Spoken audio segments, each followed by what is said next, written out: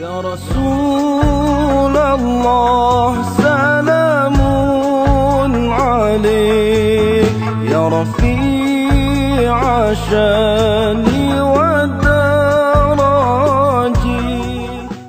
Alhamdulillah, syukur kita pada malam ini hadir di rumah Allah Subhanahu wa taala.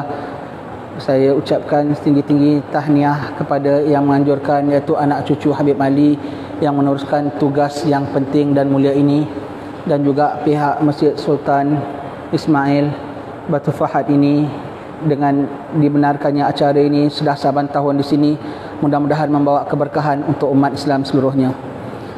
Kita bicara sedikit tentang Habib Ja'far dan juga Habib Ali anaknya.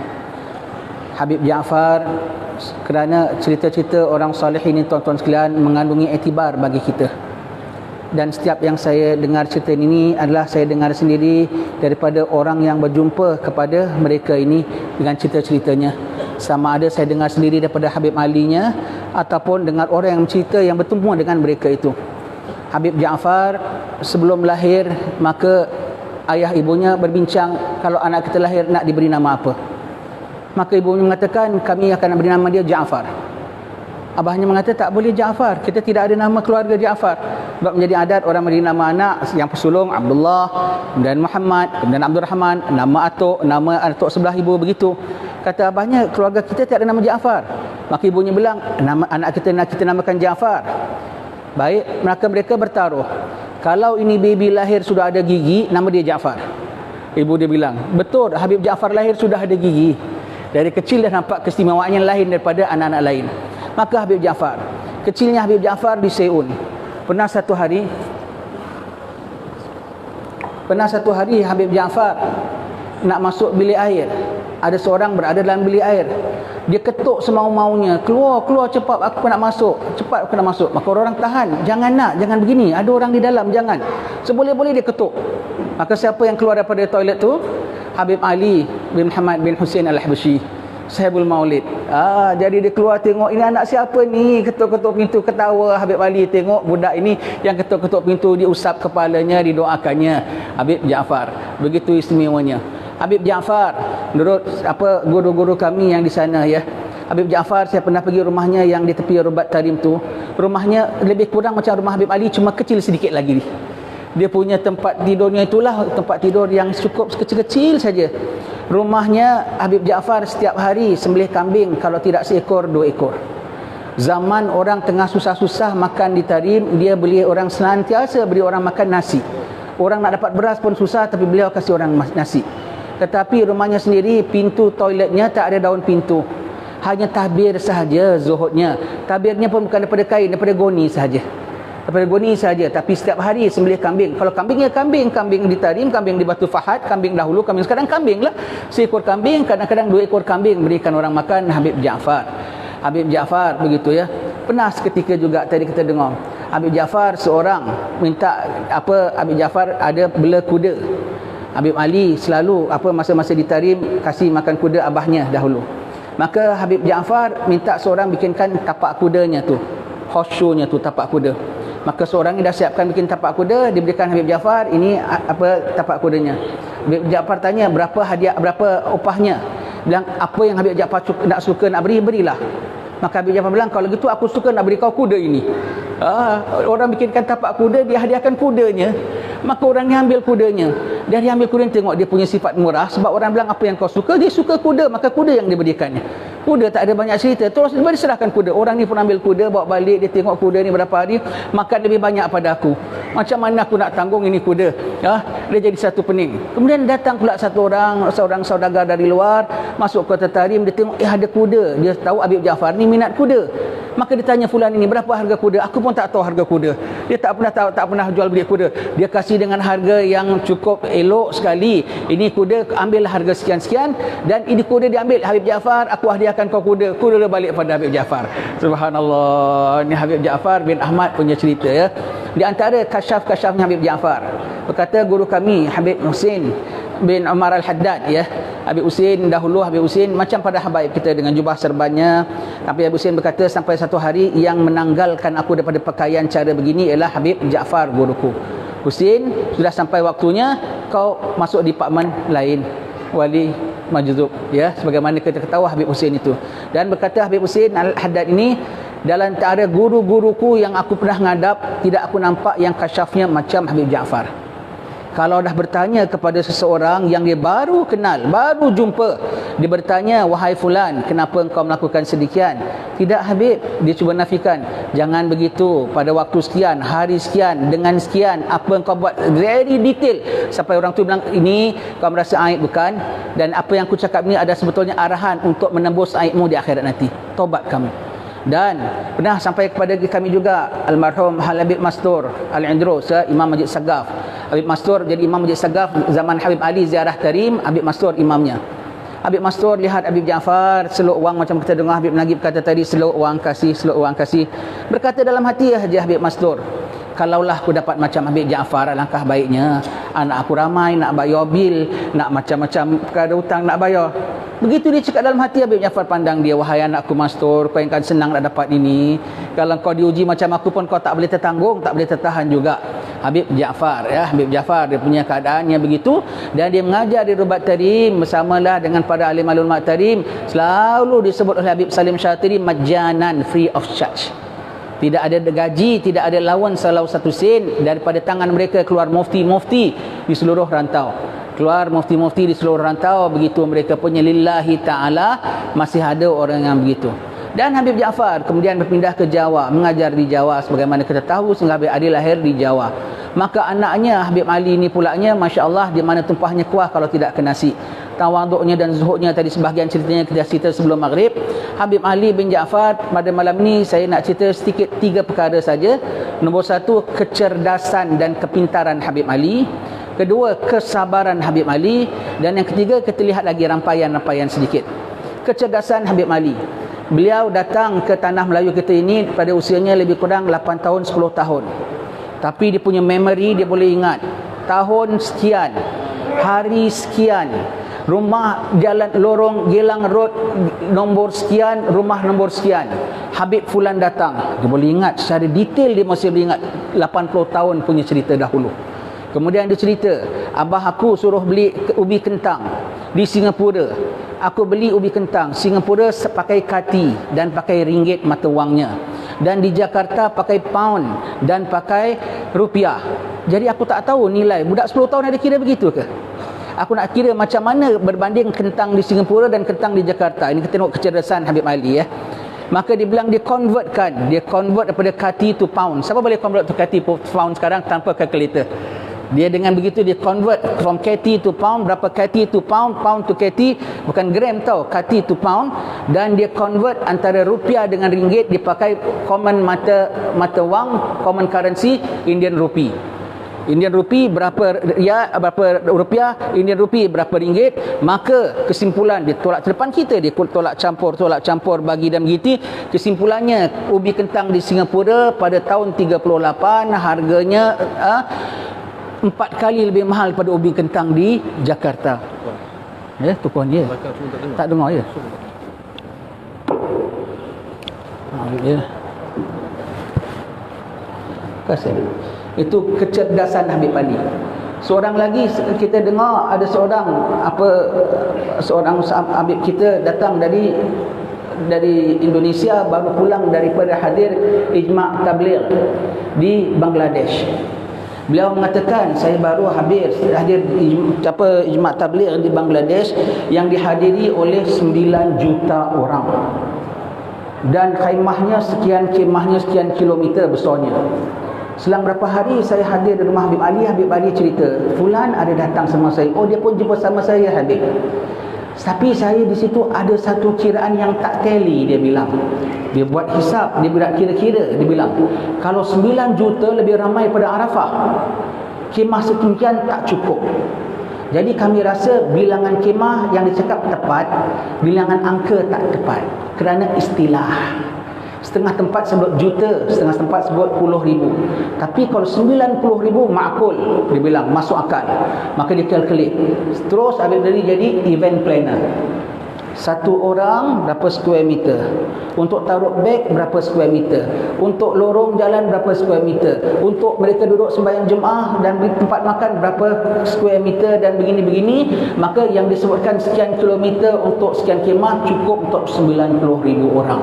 Subhanallah, kita bilang, kita orang cerita, kita setakat dengar saja, tapi Habib Ali boleh calculate, dia boleh plan macam mana kalau nak bikin khemah besar, nak bikin event begitu, nak bikin event begini. Subhanallah, kecerdasannya Habib Ali bin Jaafar.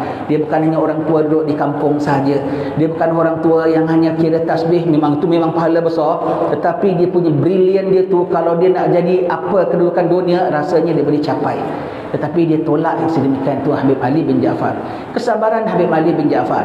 Kesabaran Habib Ali bin Jaafar, dia kalau sakit, dia selalu pesan.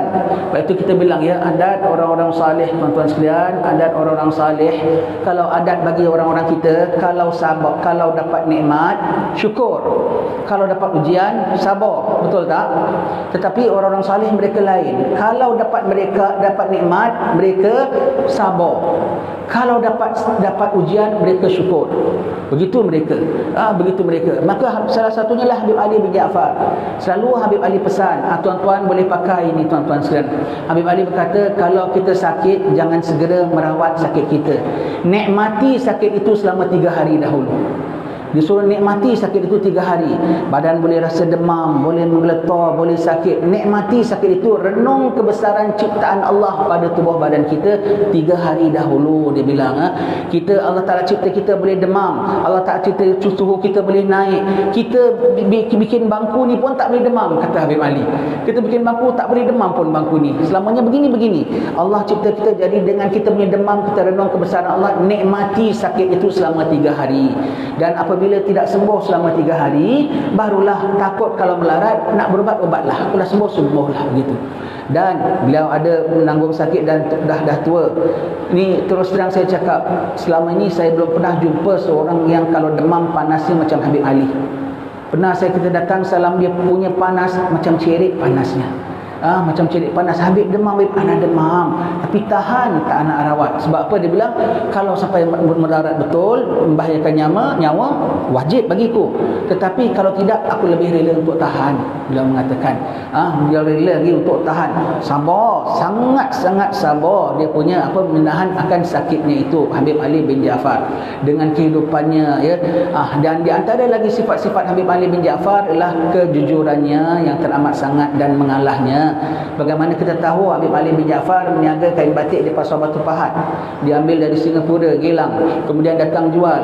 Dan kita kalau jual, kita tak mesti taruh harga berapa, harga beli berapa. Tapi orang katanya, Habib punya kain berapa, tunduk, dia tak tengok perempuan. Sebab yang beli kain batik orang perempuan.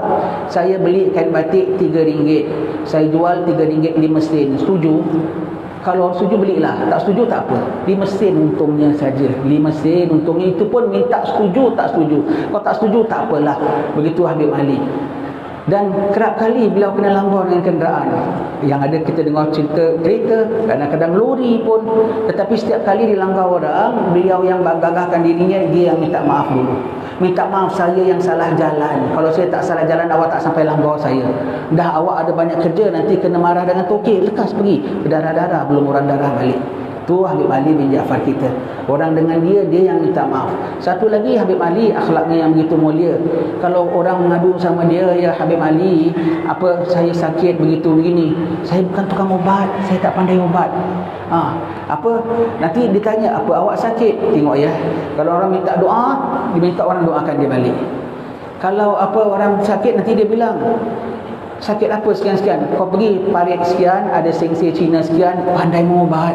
Orang mengadu dia, minta doa, dia refer pada sengse Cina. Habib Ali bin Jaafar, begitu dia punya akhlaknya tawaduknya sekali, ya. Tak pernah mendoakan orang yang datang, kecuali orang yang datang dia minta doakan beliau itu. Tak pernah kita nampak dengan tetamu beliau tampil jadi imam, kecuali tetamu walau budak muda yang jadi imam. Menggeletar budak muda kalau suruh jadi imam pada Habib Ali bin Jaafar. Begitu, ya. Akhlaknya, tingkah lakunya, kesabarannya, ketulusannya. Dan satu perkara lagi, Habib Ali cukup jaga sekali. Beliau mengatakan, ini banyak turun kerana ada maksiat yang berlaku secara umum dan rata. Boleh dikatakan setiap rumah ada maksiat ni. Maksiat apa?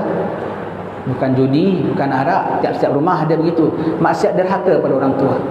Hampir setiap rumah ada anak berani bantah cakap orang tua. Hampir setiap rumah ada anak berani kalau dia cakap dia diperintah oleh orang tua, disanggahnya orang tua, dilambat-lambatkannya. Semua yang derhaka kepada orang tua itu mengundang bala, kata Habib Ali. Dan Habib Ali cukup jaga ini depan mata kami sendiri tentang anak dengan orang tua. Habib Ali cukup sangat jaga adabnya, sehingga kalau ada tetamunya datang, nanti anaknya mengatakan, anak datang bawa abahnya. Maka apabila sudah berbual, dah makan semua begitu gini, maka anak bilang, Habib, kita nak minta diri ya. Habib Ali tak suka. Habib Ali tak suka kalau kita datang dengan orang tua kita yang cakap, kita yang hendak, kita yang itu orang tua kita. Habib, anak minta diri dulu ya. Abah inti tak cakap apa-apa pun. Terus dia ignore budak ni. Tu dia ajak bual abah ni. Dah ajak bual dalam 10-15 minit baru tanya, tuan, awak nak balik sekarang? Awak ada urusan? Saya ikut anak. Bukan, dia ikut inti. Inti bilang balik. Inti bilang tak balik. Kalau tak ada, mari kita bual-bual lagi. Dia bual-bual lagi. Sampai abah ni bilang, okeylah Habib, saya minta diri. Okey, bawa abah awak baik-baik ya. Dia tak suka anak muda melangkah kepada orang tuanya begitu. Habib Ali bin Jaafar. Pernah seorang tampil dengan Habib Ali mengadu, Habib Ali, abah saya ni kadang-kadang bengis, suka marah saya tak tentu pasal. Kadang saya sampai terangkat suara sedikit dengan abah saya. Salah tak Habib? Oh Habib, kita tak pernah tengok dia punya marah. Abah inti baru marah inti sedikit, inti begitu. Awal abah inti pukul inti sekali tanpa sebab pun, inti tak boleh sikit pun reaksi pada abah inti. Inti dah perlakukan abah inti lebih teruk jauh daripada seorang raja besar memperlakukan hamba sahyanya. Inti masih kecil dengan najisnya, dengan mengganggu malamnya, dengan begitu, dan abah inti lakukan inti dengan penuh kasih sayang. Baru abah inti marah inti sikit, inti nak angkat suara dengan dia, Habib Ali warning betul-betul begitu. Subhanallah. Jadi Habib Ali ni benar kita ingat masa kita adakan haul Habib Ali ni di Sarawak, tahlil lah, haulnya yang rasminya satu, tuan-tuan ingat ya, haul tak boleh banyak-banyak, haul tu authority family tau. Jadi yang kita bikin sebut Yasin tahlil semua boleh ya. Maka di Sarawak sana seorang sebut ya, Habib Nail sebut, cakap kita ni, hati kita ni macam pakaian bagi cakapan kita. Kalau yang kita cakap tu Quran dan hadis sekalipun, tetapi lahir daripada hati yang tidak bercahaya, kosong, tak menyentuh. Tetapi kalau kita cakap biasa saja, tapi keluar dengan bersalut cahaya hati kita, cakapan tu menyentuh kalbu. Itulah di antara Habib Ali bin Jaafar. Dia tak ada hadis Nabi sebagaimana begini, sebagaimana kata Imam Bukhari, sebagaimana begitu, tidak. Dia cerita buah apple, dia cerita buah duku langsat, dia cerita Habib Ali cerita bangku, pinggan, dia cerita yang buah rambutan, tajuk-tajuk biasa dia cerita. Tapi sampai hari ni masih kita dengar cakapan dia, air mata kita nak berlinang. Kita dengar dia cakap pasal buah apple lah tu, sekarang air mata kita nak berlinang. Habib Ali cerita tentang haliwan rambutan, pokok rambutan depan rumah dia tu, kita tengok Masya Allah begini Habib Ali terhadap pokok rambutan. Dia punya amanah, Habib Ali bin Jaafar punya warak, subhanallah. Pokok rambutan itu terkesan, dia cerita pokok rambutan aja. Sampai sekarang kalau kita kenong, kita terdengar suara dia sebut pokok rambutan, macam nak berlinang air mata kita. Pokok rambutan saja dia punya cerita Habib Ali bin Jaafar, kerana lahir daripada hati yang tawaduk. Jadi kalau tuan-tuan orang mengatakan, saya belajar dengan Habib Ali. Habib Ali mana mengajar? Dia tak ada buka kitab. Mengajar sebetulnya. Itulah rumah dia yang sederhana, itulah university tuan-tuan sekalian. University Tasawuf Habib Ali bin Jaafar. Profesornya itulah beliau sendiri. Kitabnya itulah akhlak beliau, yang sampai malam ini mencurah tak putus. Walau sudah lebih daripada 10 tahun beliau meninggal, maka fakultinya masih buka lagi pada malam ini untuk kita pelajari beliau, untuk kita renung seorang yang dipilih oleh Allah Subhanahu wa taala. Beruntunglah, memang beruntunglah orang dipilih oleh Allah taala. Tambah-tambahan kita pula pada akhir zaman ini, kita harap kita senantiasa ada panutan. Kita senantiasa, Imam Ghazali mengatakan, kita perlu ada satu tokoh untuk kita ikut. Kalau tidak ada, maka cari daripada mereka yang sudah meninggal dunia. Dan malam ini ditampilkan orang yang baru juga meninggal dunia, orang zaman kita. Dia bukan hidup zaman Imam Haddad, dia bukan hidup zaman Habib Ali Habsyi, dia hidup zaman BP Mall. Rumah dia tu ada di BP Mall, depan dia masih ujung tu ada Habib Ali. Tetapi akhlaknya dan tingkah lakunya sangat tinggi sekali, sangat tinggi, macam orang 200-300 tahun dahulu. Wallahu a'lam bissawab. Terima kasih tuan-tuan sekalian. Assalamualaikum warahmatullahi wabarakatuh. Salawat salam tetap padamu.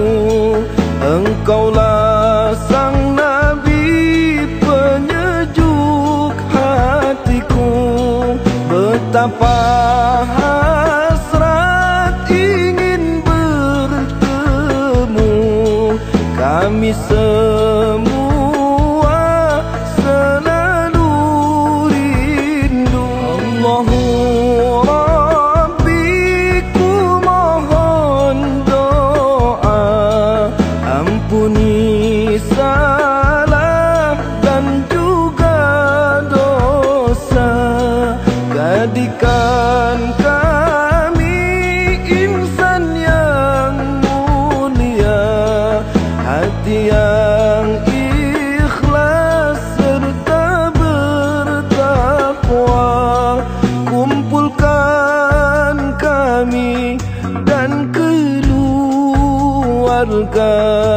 bersama